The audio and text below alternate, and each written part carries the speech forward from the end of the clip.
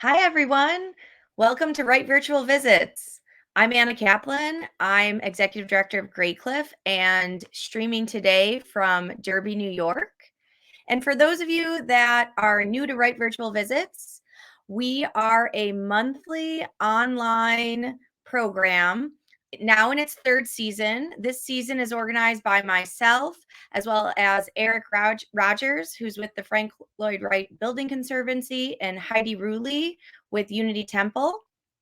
And together we offer programming that brings you to a different pair of public rights sites each month. Please find our link on the Facebook page for past recordings as well as the prior two seasons. And I wanted to give a big thank you to Forever Ready Productions, who offer really important in-kind support to our programming today. Allison Wong is behind the scenes, making sure that everything runs really smoothly. And we are really grateful to Allison and all the crew at Forever Ready Productions. So thank you. So today we have a really exciting program for you. We will be visiting the Bernard and Fern Schwartz house, also known as Still Bend, in Two Rivers, Wisconsin, designed in 1938, as well as the Emil Bach house in Chicago from 1915. They are a 3-hour drive apart along Lake Michigan. And the theme today is sustainability. Part of that will navigate environmental concerns during restoration, as well as other elements of sustainability. And both of these sites happen to be rentable Wright sites. This is a very unique experience, being allowed to stay overnight in a Wright home. And I'm really looking forward to digging into the implications around that. Michael Dittmer is the owner of Still Bend, and he will be on camera for you today with Stephanie Carpenter behind camera assisting. Stephanie happens to be the director of the Hamilton Wood Type and Printing Museum in Two Rivers, which is exciting. And then from Emil Bach, we have Carmen Korleski, who's their director of hospitality, and she actually runs 3 different historic properties, including the Emil Bach house. So we're going to start in Two Rivers with Michael. Hello. Well, welcome everybody to today's show. We're really excited to be here today. So as you can see, I'm standing out in the backyard of the house, and we're located right here on the East Twin River. If you want to show them that, which is just filled with waterfowl. The pelicans arrived the other day, and we have so much wildlife here. We have a pair of black squirrels that live on the property, and every year we typically have a mallard duck couple that takes up residence to raise their young, usually in the planter at the edge of the house. But given the theme is sustainability, one of the things I wanted to talk about is our initiative to develop the house as a pollinator showcase. We've been working with local preserve, Woodland Dunes Preserve and Nature Center, and we've been removing all of the non-native plants from the plantings around the house and putting in pollinator plants. Hey, Michael. Yes. Sorry to interrupt. I just want to let you know the wind's a little bit strong out there.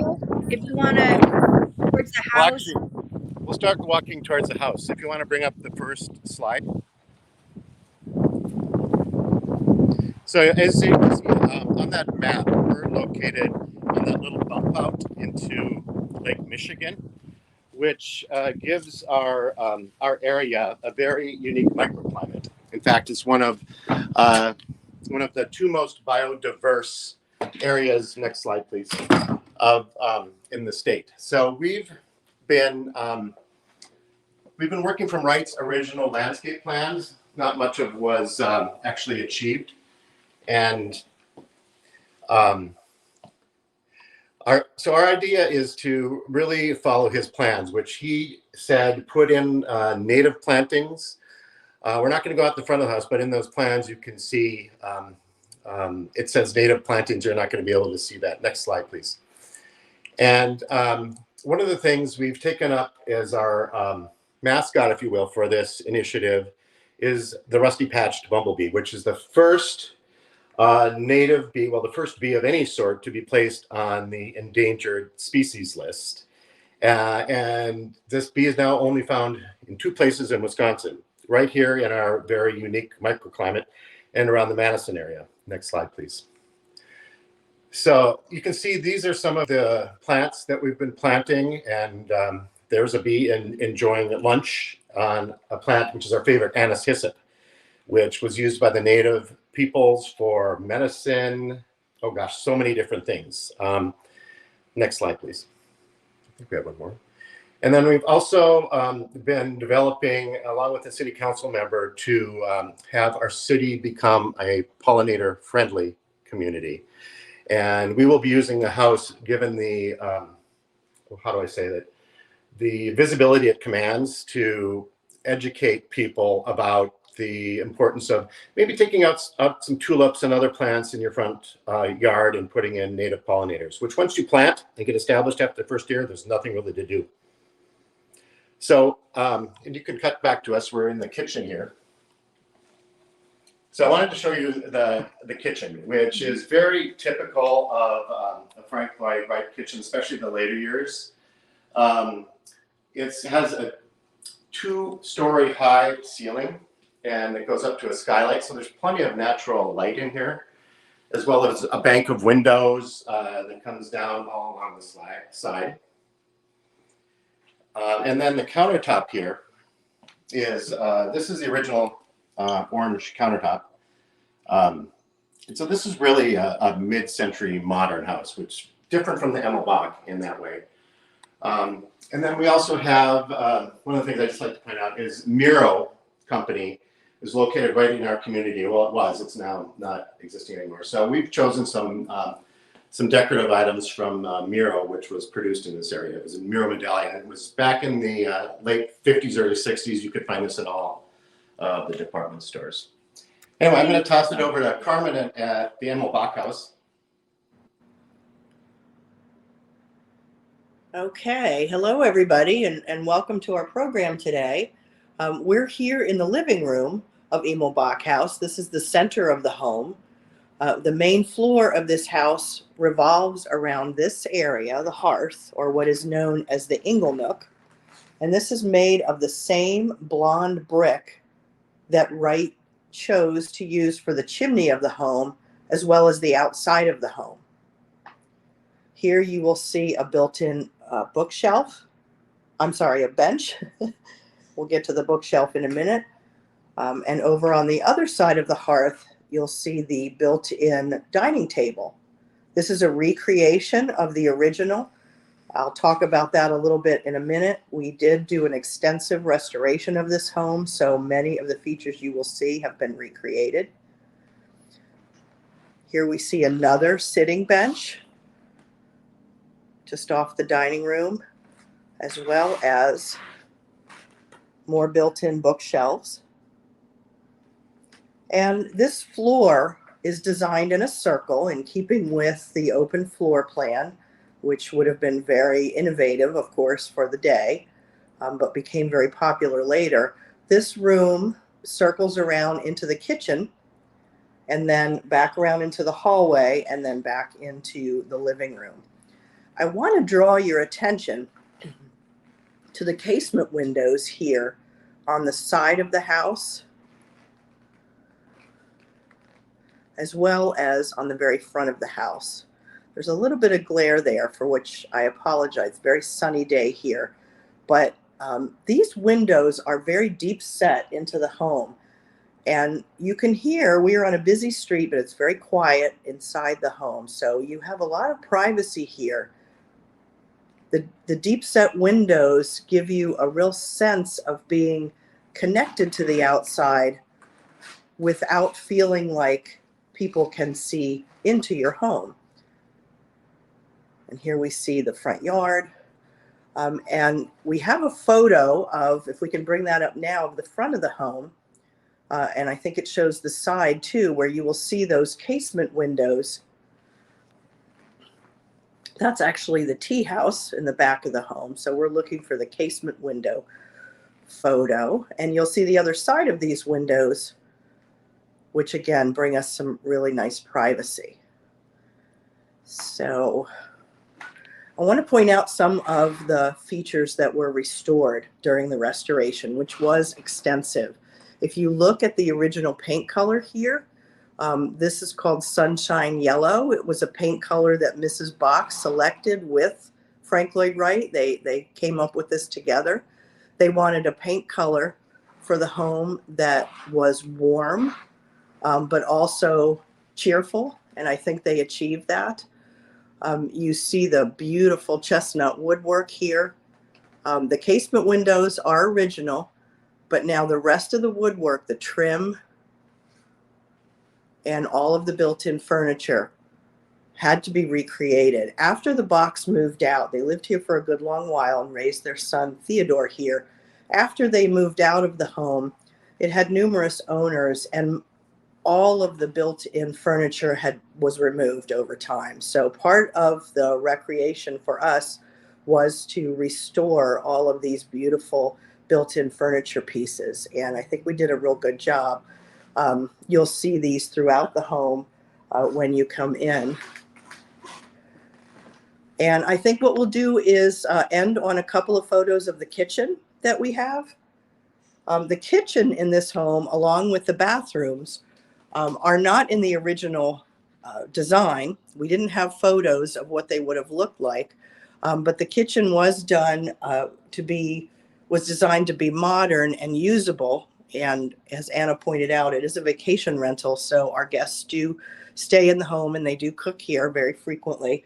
So it's a fully functional kitchen, but meant to be in the footprint of the home. We also have 2 bathrooms upstairs, also both remodeled and redesigned to be modern and usable. One of those bathrooms was actually the maid's quarters, and we've turned it now into a thoroughly modern bathroom to use. And I think with that, we'll turn it over back to Wisconsin, back to Still Bend.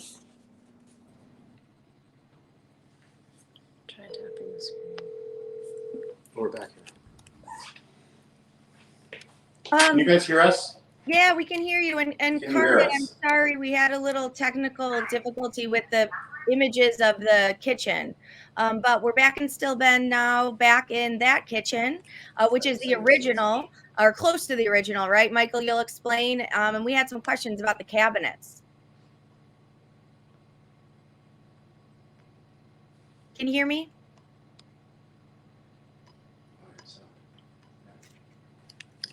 You can go ahead, Michael. Talk. We can hear you. Hello? We can talk, but Can you hear us? Yep, we can hear you. Okay. Great. We can hear you, but you're going to have to text, chat a message if you have a question. And Yep, we'll Stephanie take will do care of that. it. Don't worry, Michael. And Anna, don't call me again because it went through the phone and lost or something. So what do you, so we have questions about the kitchen? No.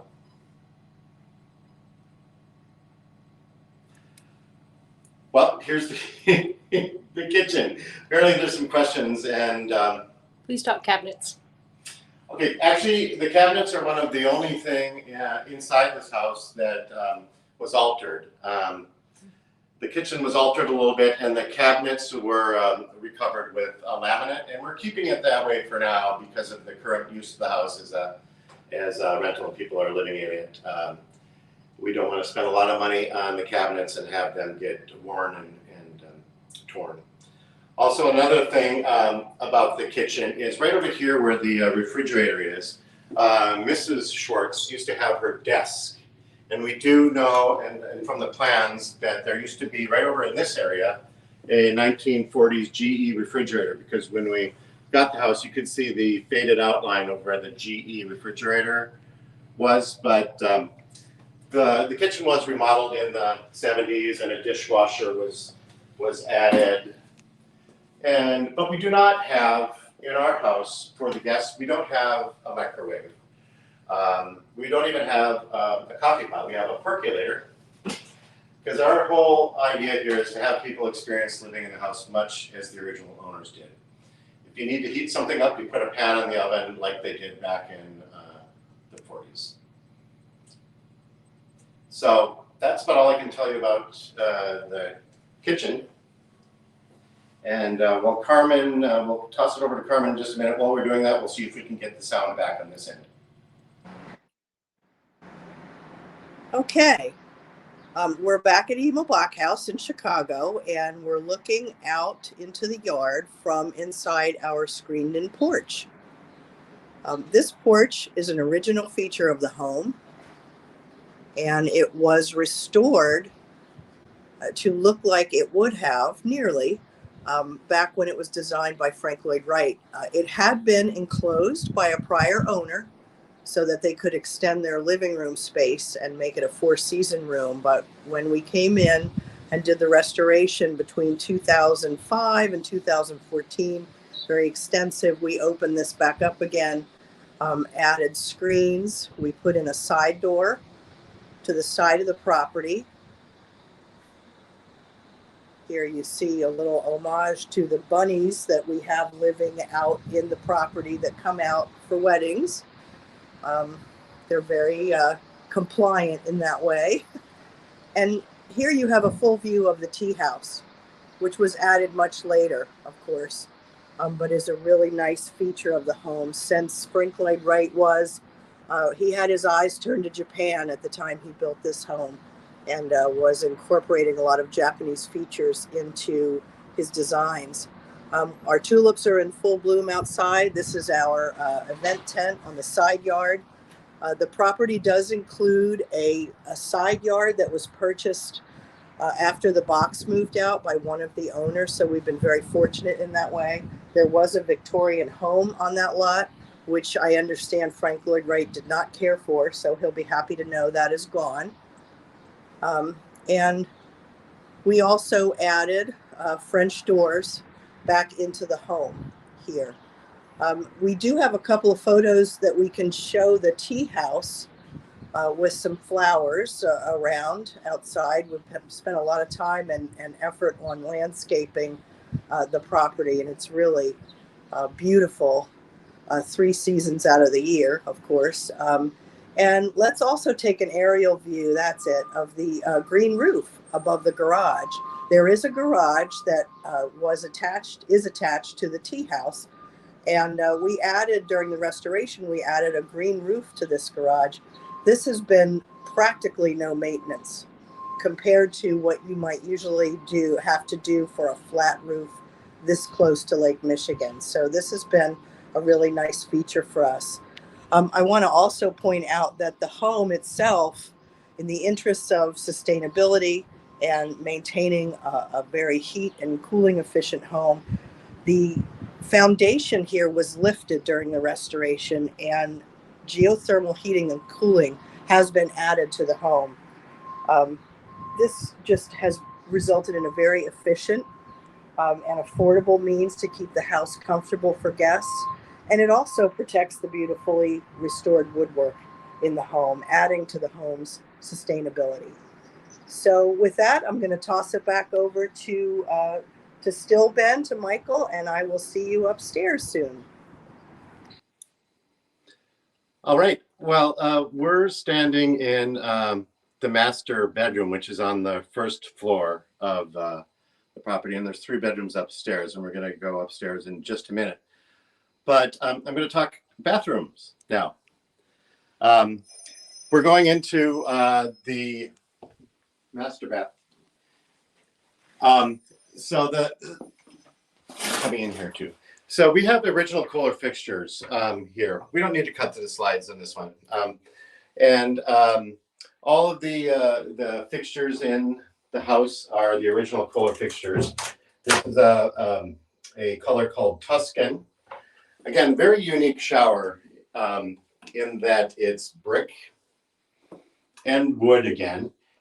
And like the kitchen, one of the things I really like about this bathroom is you can take a bath and soak, and the ceiling pops way up 2.5 stories. So you have a lot of room to dream, so to speak, in the bathroom. Stephanie's laughing at me. A little. And so we're going to go upstairs. I'm going to show you the upstairs shared bath, which has Kohler fixtures as well. And you'll get a little glimpse of it to go. Bring it upwards. So we're going to go straight out of the, oh, there's a wide shot. And we're going to go up the steps. So, like I said, Kohler, I don't know if I said this, Kohler was a favorite of Frank Lloyd Wright's, and he liked to use it a lot.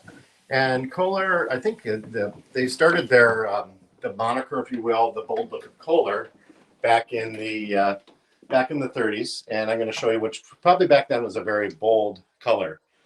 So this is the upstairs shared bath. Give them a quick view over the balcony while you can see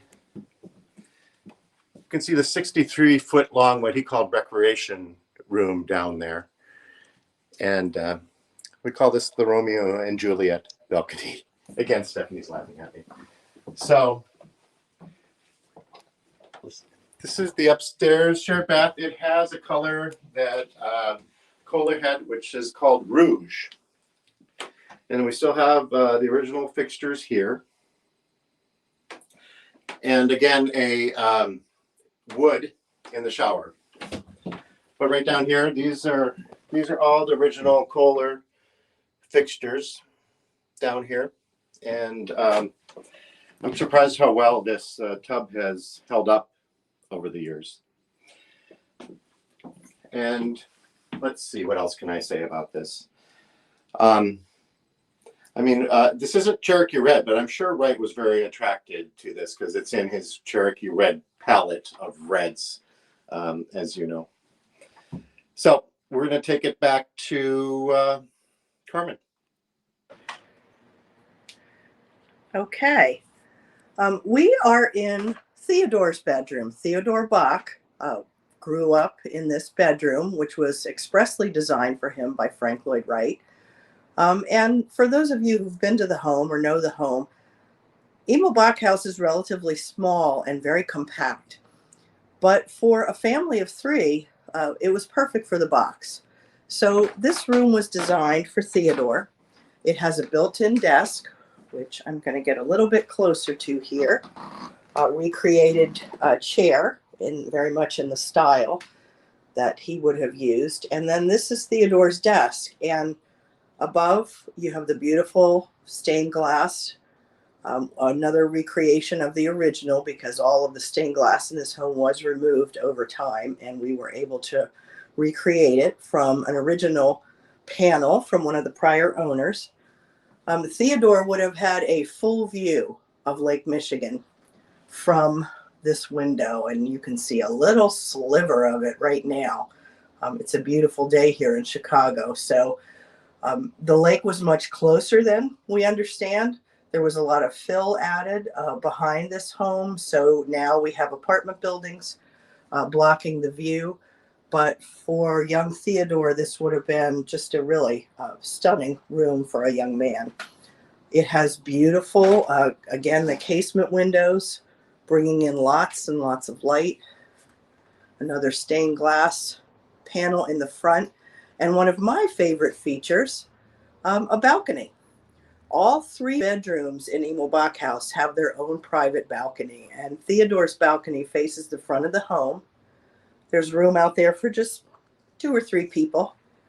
It's just a lovely feature. Mrs. Bach's bedroom actually has a balcony facing the lake. And her bedroom has casement windows facing the south, so lots of beautiful light. And then Mr. Bach had the master bedroom facing the front of the home, the biggest balcony, and casement windows on all 3 sides. So here we have another built-in bookshelf, again, a recreation. And you see the continuation of this beautiful yellow, sunshine yellow color on the walls, which really does give the room a warmth and a cheeriness that they intended when they picked that color together. I want to talk about another aspect of sustainability while we're in this room. The hospitality team here at Emil Bach House is spending a lot of time on this room because we really want to bring families into this home to stay and to enjoy the house. So we outfit the house with books, age-appropriate books and puzzles in Frank Lloyd Wright designs. There you see that very famous paper doll cutout, which a lot of the young kids really like. And we're looking right now at providing age-appropriate educational kits for our families so that when they come to Emil Bach House and they're visiting Chicago, we can help them plan their trip around history, architecture. If they're interested in design, we can get them downtown to the Chicago Architecture Center, as well as to one of the architectural boat tours. So it's really important for us that we bring families in, because this is just as important a definition of sustainability for us. We want this house to be here for generations to come, and for our young people to understand why Frank Lloyd Wright's designs were so important and still are today. So with that, I think I will end just by saying that, as you all know, Emil Bach House and Still Bend are both vacation rentals, and that's worked well for us here at Emil Bach House. It helps us offset some of the costs of maintaining this beautiful home. So we hope that we will see you all soon here at Emil Bach House and also at Still Bend. Thank you. Thank you, Carmen.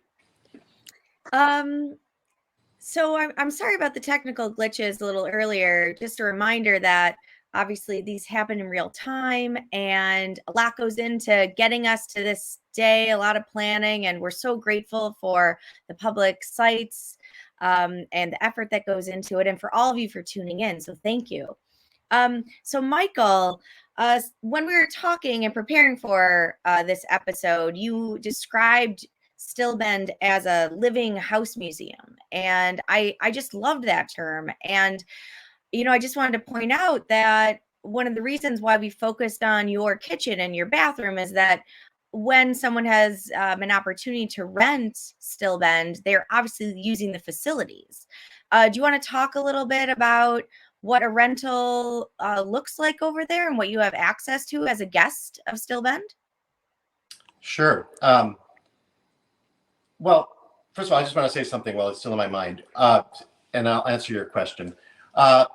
Just like the Emil Bach House, all of the bedrooms upstairs, we didn't have time to see that. They all have their own balconies where you can't see the balcony from the other balcony. That's, as I've been looking at the Emil Bach House, there's so many things that are similar, yet just time has passed.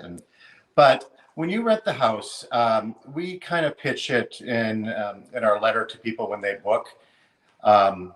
Just imagine Bernard and Fern have left to go to New York City, and they left the key for you. I can't tell you where, but they've left the key for you, and you get to walk into their house. So everything from oil, spices, we have vintage dinnerware, and everything you need to cook is in the kitchen. Just need to bring your additional sundries.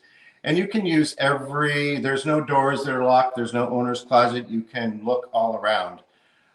We have as well, just like Emil Bach House, we have games to play. We have a vintage Monopoly game. We have a lot of different things. Just very quickly right here, we have vintage glassware, which you're welcome to use. Every once in a while one gets broken and I go to the thrift store and buy some more because they're cheap up here. Those of you who are thrifters watching. So it really is, we consider it kind of like traveling in time. Although, since we call ourselves a living house museum, what's different than a typical house museum is we haven't picked a certain time period. Everything's not 1939 and 40, although there's radios and other things from that time. We have all kinds of different things, and we kind of like to stop at 1969 because that's really, in my mind, the end of mid-century modern and great design, and then the 70s and 80s and 90s came in. I don't want a lot of visual cues, but living house museum because it's like having an overnight in the museum, except you get to go and touch everything. You get to sit on the furniture, etc.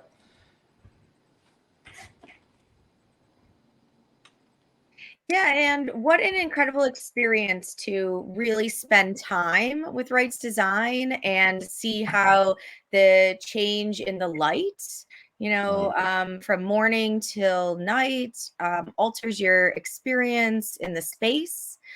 Really a wonderful opportunity. And hi, Carmen. Nice to see your face. Hello. Carmen, Michael just talked about the rental opportunity staying at Stillbend, and I know that for Emil Bach, it looks like you can rent the space for maybe an event as well as an overnight. Do you want to talk to that? We also had a question about how big the size of the lot is, and maybe that'll tie into your response. Okay, yeah. We obviously we do vacation rentals, and we do get a good number of families here. Folks will come here for a small retreat. The home sleeps up to 6 people. But one of the uses that has really taken off for us has been rental for weddings.